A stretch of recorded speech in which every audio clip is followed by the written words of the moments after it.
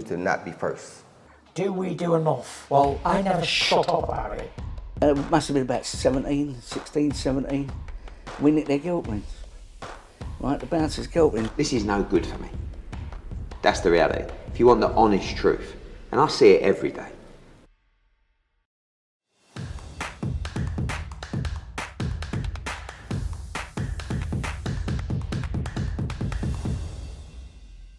Hello and welcome to Raw the Fight Within podcast with myself, KUGAN CASSIUS.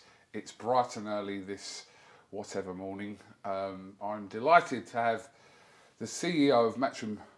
Sport or boxing? Boxing. I haven't quite made the. I haven't done enough yet to make sport. I just tell people you're the CEO of Matchroom Sport. To be fair, just keep telling them. Right. Sounds better, doesn't it? Sounds much better. Frank Smith, how are you? I'm good, mate. I'm good. Well, it is nice and early, isn't it? Yeah, this was your call this time. I know. And I woke up. I took a melatonin, and now I woke up, and you know when you're like, whoa, I could have slept for another 2 days, but ready to go, Coog. So you're off your nut. Off melatonin, yeah. Very natural. Your story in boxing, and this is not specifically this podcast is about boxing, but your story in boxing is quite unique in itself. Of kind of, we've heard the stories of how you kind of pestered Eddie Hearn at some raffle or doing some raffle tickets, and where you are now over that kind of that period of time, which is obviously a testament to yourself. But you as a boxing fan, like when you were at that stage of your life, were you an actual boxing fan?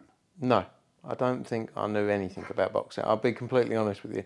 Even sport, I support West Ham and that's about it. And I used to go to West Ham, had a season ticket there, but I was never really. It wasn't really about sport and being in boxing when I met Eddie back then. Because you got to remember, the main focus for Eddie then was poker. So, and I obviously didn't know anything about poker as well. I was 14 years old. So it was more for me, I think at that age you're impressionable just by money, basically. Not everyone, but a lot of people. And someone said he had a Bentley and I thought, do you know what? I want a Bentley too. So I'm going to go and work for him. So what were your actual first ever memories of boxing? Early days of being in places like Widnes Leisure Centre and Goresbrook Leisure Centre, some of the most beautiful some of the most beautiful leisure centres all across the UK when I was probably 18, 19 years old. But when I started, it was like I worked on poker a lot, I worked on snooker, darts, like just anything they could get me doing, I'd just go out and do. But yeah, early days of boxing, I say it to the people, like the team who work with us now, like you do not realise how lucky you've got it. Because every week we're in New York, we're in London at the O2, next week we're in Saudi, we're all over the place. Used to be Goresbrook Leisure Centre, and that is not a nice place on a Saturday or Friday night. And Ponds Forge. Ponds Forge, beautiful, right on the roundabout, lovely. Yeah. It's Kell Brook fought there against Rafael Jakowitz. It was a good fight, to be fair. Yeah. Sold out as well. Me and Eddie looked at the card of that, like who was actually on that bill. There were some really random names on that bill. I don't suppose you'd remember. I don't actually remember. We had this conversation the other day. I actually don't remember who they were, so I'm not going to finger you into that. So, just as a convention for someone who's involved quite heavily at the top level in boxing, there wasn't a boxer that you used to watch or... Because everyone I spoke to on this, they've got some sort of association where they were some sort of fan. But you're saying at that kind of age, you didn't really kind of watch like a Ricky Hatton or a whoever and just like be a fan of them. It was never like that for you. No, never. Not even like going back. Not even saying like Mike Tyson's a hero or Lennox. Looked like there was no. It just wasn't really on my radar. I don't know why. I mean, it doesn't mean I'm not interested in it now, obviously, but. For me back then, it didn't even come into my head.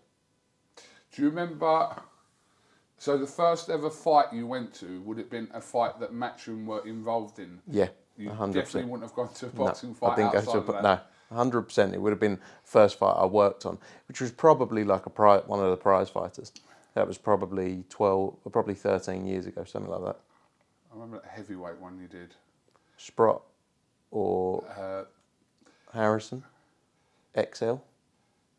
Hold on, let me try and remember. So it was the one with Ty Fields in it, the big American who was like. Oh yeah. 30, that was at York Hall, wasn't it? Was it York Hall? Yeah, they were great prize fighters. Sprott was in that. Yeah, I think so. Sprott did a couple, didn't he? Because then Audley did the XL one, Yeah. where we sold like 6,000 tickets. Yeah. They were good. I miss Prize Fighter. miss Prize Might bring it back. Interesting one for you. If you hadn't got involved in boxing, what do you think you could have... let's answer this, you can answer this in two ways. What would you think you would be doing now? What would you like to have thought you would have been doing now? Do you know what I always wanted to be? My dream when I was like 12, 13, 14 years old was to be a stockbroker. You know, Essex boy, go and work up the city. And I think I would have done all right at it. Might have made a few more quid being a stockbroker. But yeah, that was always the focus for me. I also wanted to be a professional footballer, but I realised I was useless by the age of 9. So it was never going to happen, was it? Haven't quite got the body shape or the athleticism for it. But yeah, getting into boxing, this has given me, or Matchroom has given me so many opportunities. So I don't think there's anything I would have rather have done now, looking back.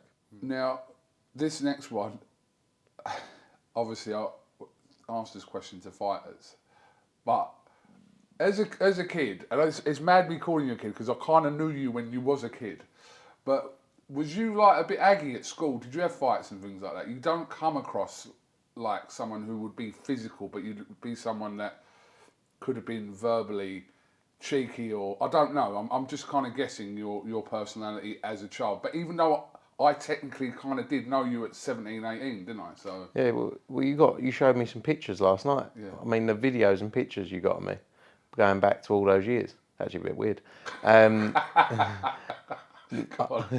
I think when I was at school, I wasn't like a boisterous, I didn't really love school. So I don't think I overly enjoyed it. And I'm very confident now, like you see me, I'm very loud and will talk to anyone. I don't think I was so much like that at school. I was probably a lot more quiet, and I actually couldn't wait for school to be finished because I didn't like the idea of everything came down to a test and then you were judged on that. And I don't think that's what life's about, is a single test and someone say whether you're good enough or not. And yeah, I was not I was probably bullied, actually. Maybe that will go down well in the comments and be like, yeah, T-boy bullied, blah, blah, blah, blah. But probably a little bit. But not in a bad way, not in a way that I'd look back and go, that affected me. Do you know what I mean? I was just quite quiet at school. yeah, I was bullied at school. I went to a really small school, but I was bullied. But I wouldn't say it's affected me. But do you know when I see them people? Because some of them people still live in my town.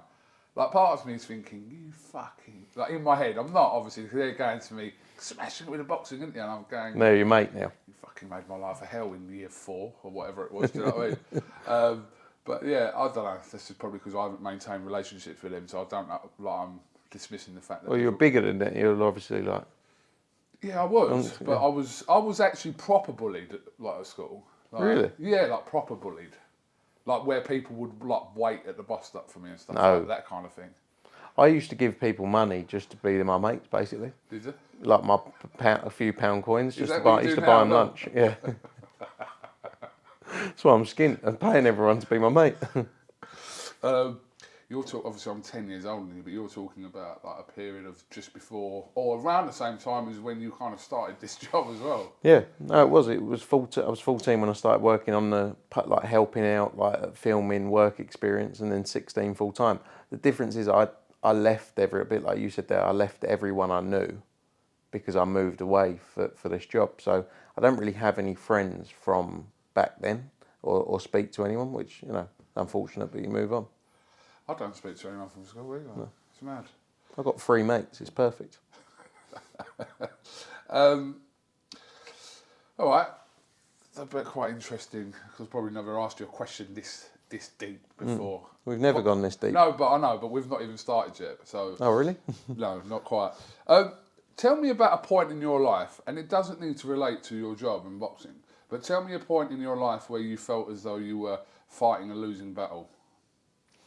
Fighting a losing battle. Never. Honestly. I know that might not be the answer that you want. No, I'm not looking for an answer. No, to but be honest.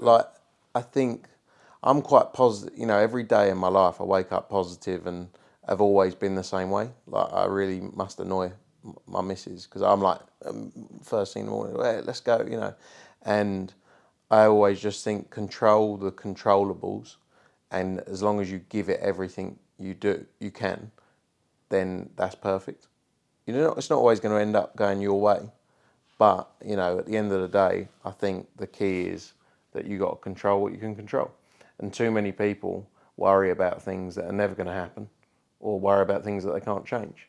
You know, and like especially in this business, you get used to so many things going wrong that it sort of just goes, right, let's do our best and try and come up with solutions. So you know, I've never had a moment like that, I don't think. So you're saying that you've kind of almost trained your mind to think like that, which then eliminates certain situations out of your life.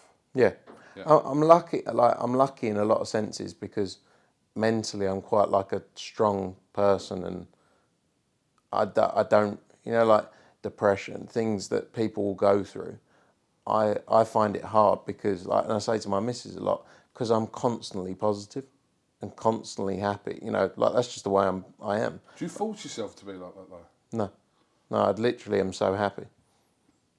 Like every day, because I think I've had an absolute like I'm just a normal fat kid from Romford, and feel like I've had a and live in a dream. And I can't, people worry about things ending or finishing or things changing. It's like, just enjoy it. Like, because what, if you don't enjoy it now, you're never going to enjoy it. Maybe I had a period of time where I wasn't 100% like that, but it's never really been, my mindset's always been quite positive, you know, always.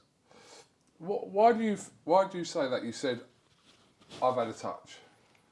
Because I get to do so many things that I never thought I would have experienced every day of my life.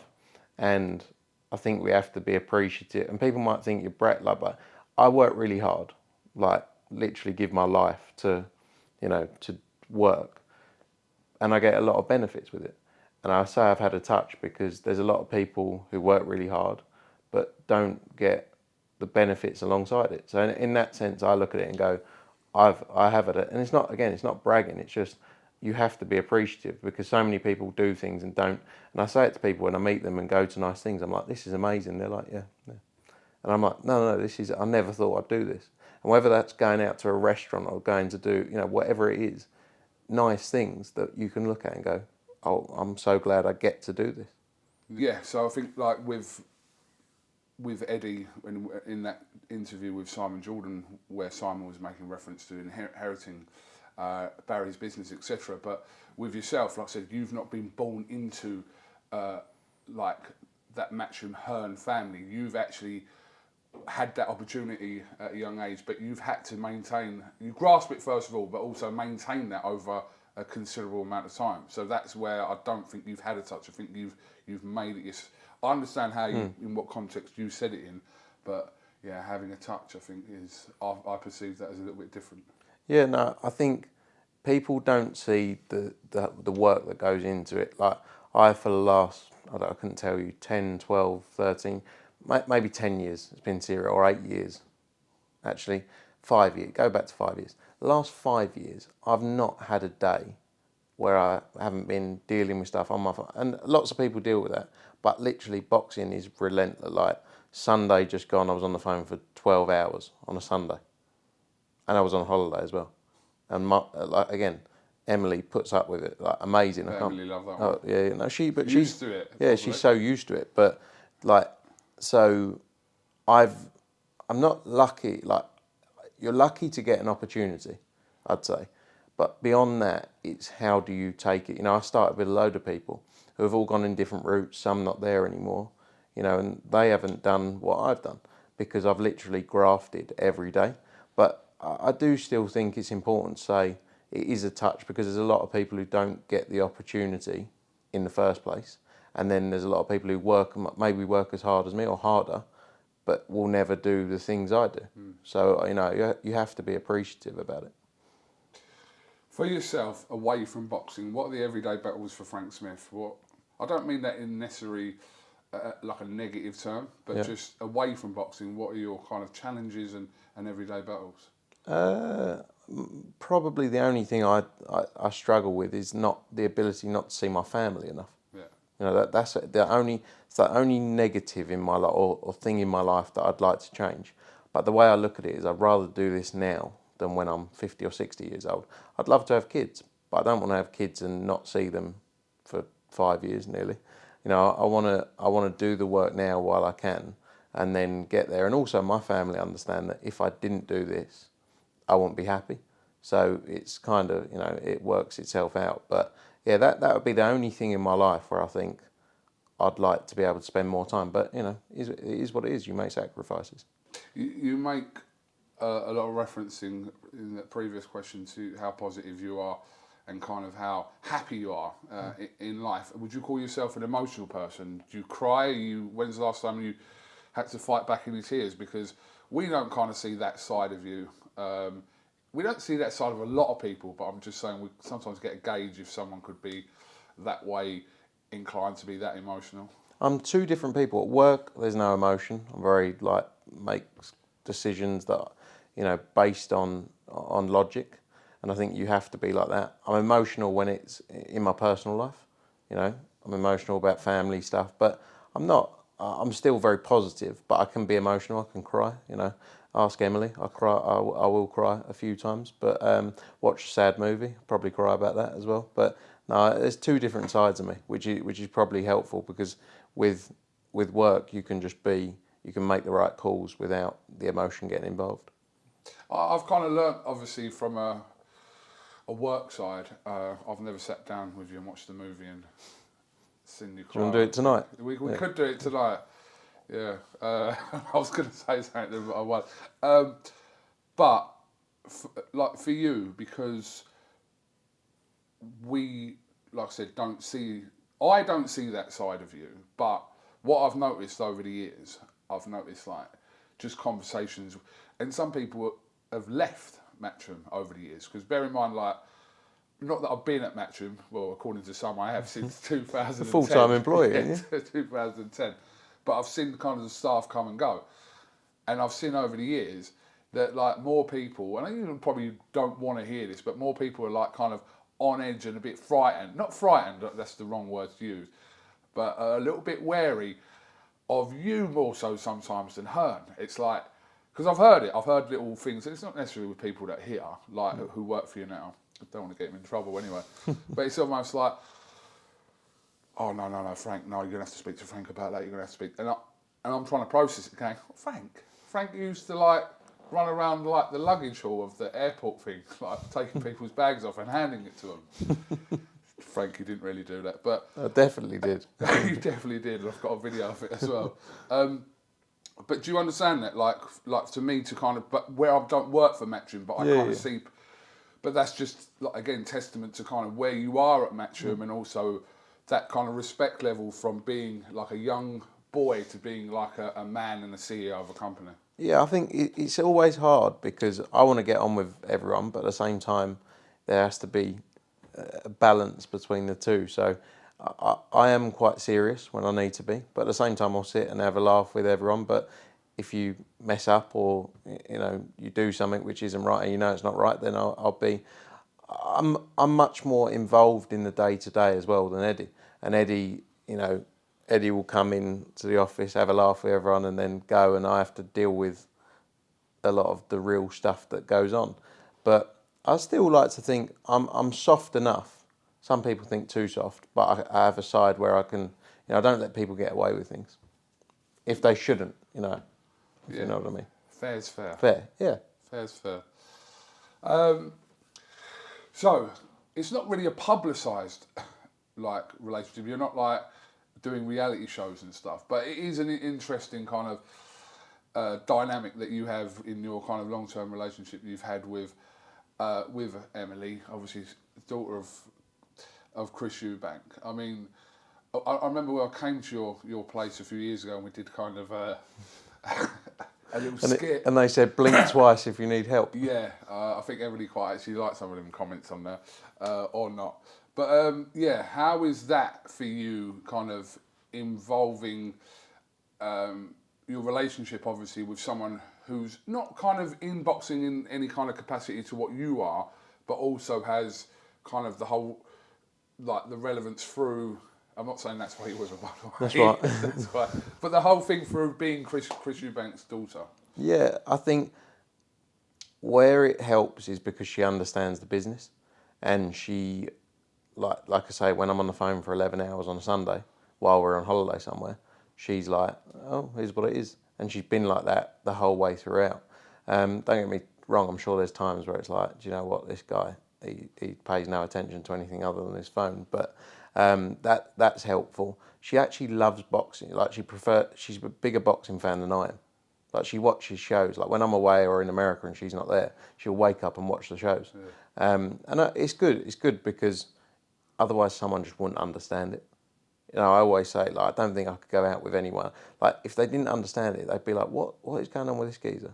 He's away 40 weekends a year and he's on his phone literally every second of every day when he is home or on his laptop. So she's great at understanding it. And, you know, I think without her, I actually said this the other day, without her, I wouldn't have done as well because you know her very well. She's lovely, amazing person. I love her to bits, but she's very hard, and that hard side, like nothing impresses her, but she's very firm. And I could go back and go, I've done this today. She's like, yeah, all right. And actually, that's what you need. You need someone who's not going to blow smoke up your ass because then your head and ego will get out of control. She keeps me very flatline. So things are good, things are good, things are bad, and it's all very stays on this level, and that's what you need, because otherwise your head would explode. I remember before I got with Emily, probably 24, or around the sort of time I got with Emily, I was probably a bit arrogant. Like we'd done Joshua Klitschko at Wembley, I was like, yeah, I did that show, and actually, I have no ego now, at all whatsoever, because it's like, yeah, great, on to the next one, you know, just go on to the next one. So I wouldn't have done as well in business without Emily. That's 100% for sure. Yeah, I mean, listen, obviously you've been in a relationship with Emily over several years. How long have you guys been together? 7. We can pretend we filmed this a couple of years ago if I get it wrong. 7 years. 7 years. But I always find with Emily, whenever I see Emily, the initial thing I'm thinking, right, what's she going to say? She's going to say something about my hair or my shoes. She's going to say something. I always think that straight away. But then after about 3 or 4 minutes, you're sitting there with Emily, it's like that. It's like a little wall there. Once that wall comes down, you're good. She's good as gold. She'll be asking me about everything. She'll be asking me relationships, what I've been doing, blah, blah, and she'll whatever. But the initial thing always with Emily, if you're listening, just a little FYI, I'm always thinking she's going to say something here. She's going to... That's not just you, by the way. That's me every day. Every day I'm like, what should we say today? Like, we've got to be careful today. But she's brilliant. Like a lot of people, like you know her very well. Oh, she's a funny fucker. Yeah, honestly, we won't mention that night in Liverpool. Yeah, but straight as well. Yeah. And won't lie to you. Like, will just be straight to the point to anyone, which I love about it. And but sometimes some people obviously would find that. Oh yeah. I found it hard. I'm only just coming around to it. Yeah. I remember she, because she once went to me, she went, where was we? We was in Saudi, I think, coming, it was there when I was there. And I got my hair cut in Saudi. I was desperate, right? And so I went to some backstreet barbershop who done whatever. And I remember the first time. Do that one, there. Yeah, same person. She went, who the fuck cut your hair like that? But she just said it to me, and I was like, yeah, cheers. I was like, because it was a little bit whatever. But that's what I mean. It's just that bluntness, which, we could learn to appreciate. Yeah. Well, I think more people need it. A bit blunt. Yeah, I think, don't get me wrong, there's a place for everyone to be a bit different, but I think more people need some bluntness in life. All right. Okay. I'm not sure I agree with you on that. So, who's got your back, Frank? Like, obviously, you haven't got kids yet, but you're very family orientated. You're very work orientated. Obviously, you spoke about your relationship there with Emily, but who's actually got your back? Who's behind you? Like, I'm not specifically talking about boxing. I'm talking about in life. I think Emily is, excuse me, for sure. My family, as you say, Look, one thing is, Eddie, I've been with for 16, 17 years now. I've spent more time with him, and he's probably spent more time with me than anyone else in life.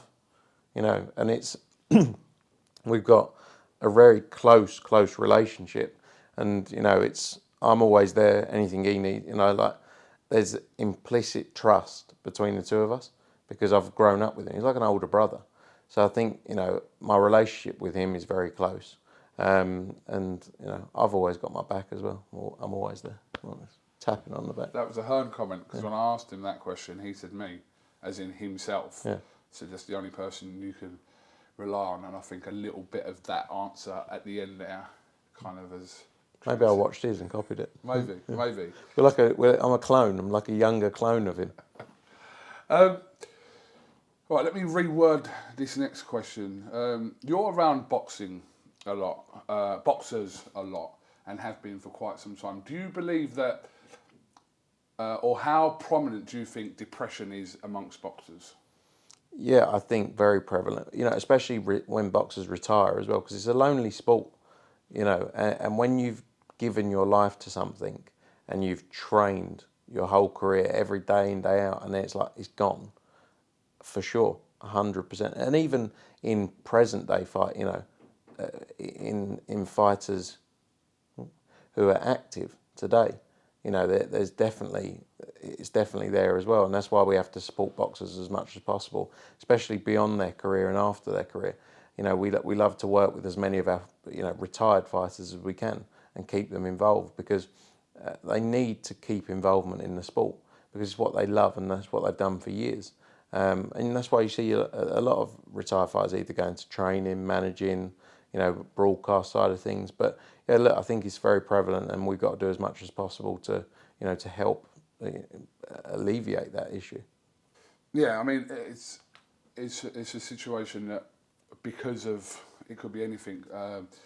A lot to do with it's to do with pride and ego as well, and that whole kind of perception of men not looking to, or perceiving to look weak, and you get not the odd person, but high profile people like Tyson Fury, which, you know, or Leon McKenzie. These guys have openly spoken about their battles to try and encourage not just boxers but just people, in men in general, to do that. But I think you make some good points about kind of when it's not there anymore, it's like almost like, fuck, like what am I going to do? If you're fortunate enough to slip into like a trainer's role, which is very few, a punditry role, that's like a few people. And then imagine how many retired boxers out there you could list that, you know, probably people that have been on the Matchroom shows, like what are they doing now, like if they're not kind of involved in the sport? Yeah, 100%. And it's also difficult because there's so many fighters. I was talking about this the other day.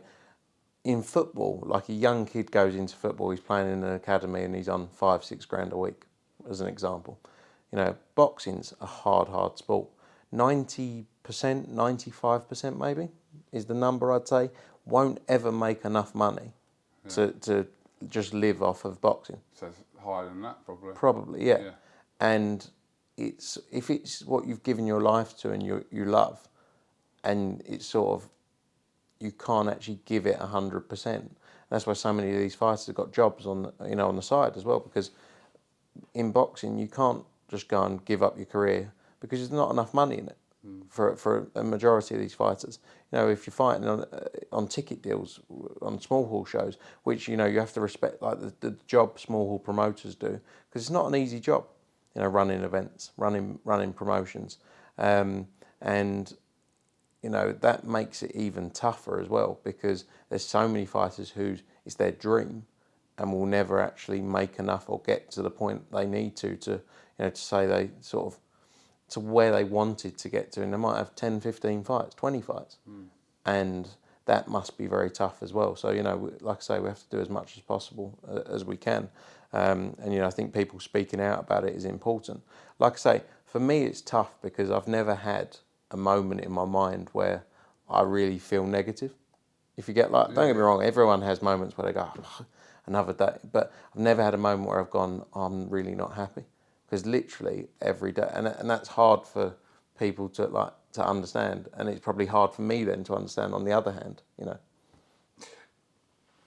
not just to follow from what you're saying there about kind of that mindset that you put yourself into when you come across a situation like the Conor Ben situation, the Dillian White AJ situation for yourself. We listen to Eddie and say that his mindset, and I'm assuming that this is going to kind of be a similar answer to what you would say to this, is about getting that problem solved, not thinking, maybe having the initial, fuck, what's happened here, and then literally a quick process about it, and then, right, let's get on with it and move on, and let's get the problem solved.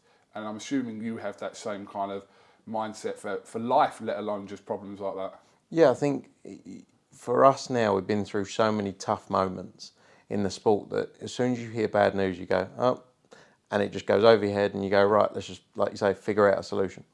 And that's because you waste so much time thinking about the negatives rather than going, all right, we've got to deal with it. And like I say, you can only control what you can control. A lot of things are out of your power, and will be what they are. And if you from there, you can't waste too much time going, oh, what about it? What about it? Just get on with it, because you're wasting energy on something you can't change. Do you adopt this attitude in life though as well? No, again, that's where, like I say, my personal life, I'm a very different person. I can be emotional, I don't let things go all the time. But business, it's completely different. It's like, right, that's done, on to the next one. And like I say, don't get too excited about things, and don't get down about things. It's just that sort of flat line, and because the good times come, and you got to enjoy them while they're there. But don't you have to go, right, that's done there. Like, that's a memory in a box, and move on, because there's a bad time going to come. And if you keep it like here, I tend to find that you got a better way of managing things and controlling your emotions.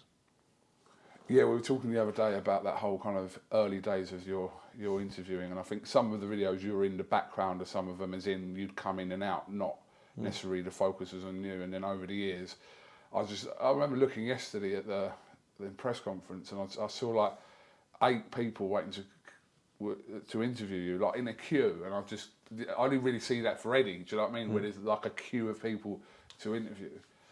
But yeah, it's funny because the problem is with this kind of stuff is you only get better at it the more you do, and but cocky with it as well. Yeah, no, but I was talking about it earlier. I was joking. But like all of the shit is there forever. So all of the times I've done or press conferences, and it's like I have to watch that back and go, imagine what people are thinking, imagine what I'm thinking. But the only way you get better at it is by doing it, but it's there for life. And what used to get me is I used to do interviews or things, and I used to watch them back and go, why would you say that?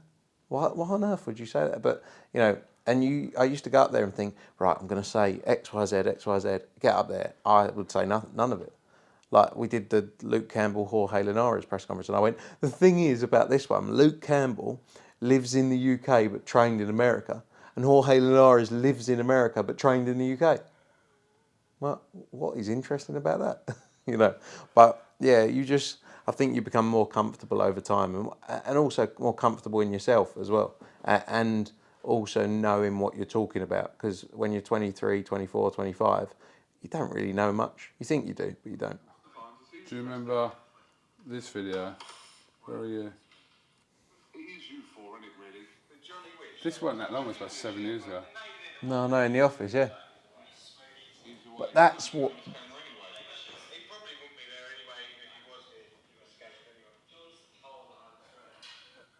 That's where the probably arrogant years. Like, what year was that? Frank, that had 108,000 views, and do you know what? Eddie's not in the clip either. Oh, it was big time, wasn't it? But 108,000 views. When was this? 7 years ago. Yeah. Actually, not that far. 18th of August 2016. So I was 24 years old, right? Sorry, let me turn it off. Go on. I was 24 years old, and that's like around the time where I probably thought I was a bit of the boy, like then. And I look back now and go, "Oh, you idiot!" But you learn, don't you, over time? And like I say, now there is no ego, but I definitely had an ego there. Thought I was the man. Wait, 108,000 views? I know, look, I was going around. That's I had, you, I had screenshots Ross, of the views. Paul Reedy, and Lever. Lever. Fucking hell. Always done big numbers for IFL. We have. Yeah, I was just going to say. You get any revenue out of that? Yeah, I'll have a little check and see if people are still watching it. Right, last one, Frank. Just answer how you perceive the question as. What drives that fight within you? What are the factors that drive that when you wake up in the morning? Drives those factors? I think drive for me is my own mind. A lot of people want to be better than someone or competitive with someone else and need that drive. For me, it's all about knowing that I gave it 100%. So it's not, I'm not a crazy one of these, you must win, because you're not going to win everything. And I'm surrounded by a load of people who have got that mentality. If you've got to win, you've got to win, you've got to come first, right? Of course, we would all like to win things, but reality in life is there's always going to be someone better than you at something. You know, whether that's playing golf, driving a car, putting on boxing shows. Maybe not. Maybe we win that one every time. But for me, it's my own internal mindset of just make sure you give it 100%. That's all it ever comes down to. And I'm the only one who can judge me because I'm the only one who knows what I've put in, if you know what I mean. Yeah. And too many people want this person to tell them well done or want this person to say you did really well there. For me, it's just no one knows the work I put in. And I'm the only person who can sit back and go, could I have done more there? Yeah, probably. And I don't ever want to be in a position where I can say, could I have done more there? And that's when I look at hard work now. I don't want in years to come, 5-6 years to come, right, be sitting at home and go, do you know what, I could have done better or I could have tried harder there. And I just want people in years to come to go, do you know what, it was very good. That's all it is. And for me, it's about one person's version of success isn't another's. So, you know, we live in a world where everyone's looking at the next person. It's just for me, am I happy with what I'm doing? That's how I'd answer that question. It's probably the most, probably the best, the most complex answer to that question.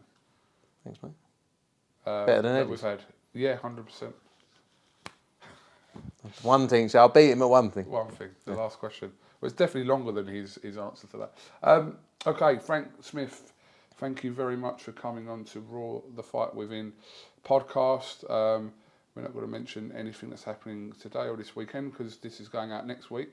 Perfect. So let's just hope we've had a good weekend, if that makes sense. Otherwise, we'll have to film it again.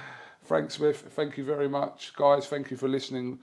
We will see you very soon for the next episode of Raw, the Fight Within. Stay tuned. Make sure you comment, like and subscribe. We're out. That'd be first. Do we do enough? Well, I never shut up about it. It must have been about 16, 17. We nicked their guilt rings. Right, the bouncer's guilt ring. This is no good for me. That's the reality. If you want the honest truth, and I see it every day,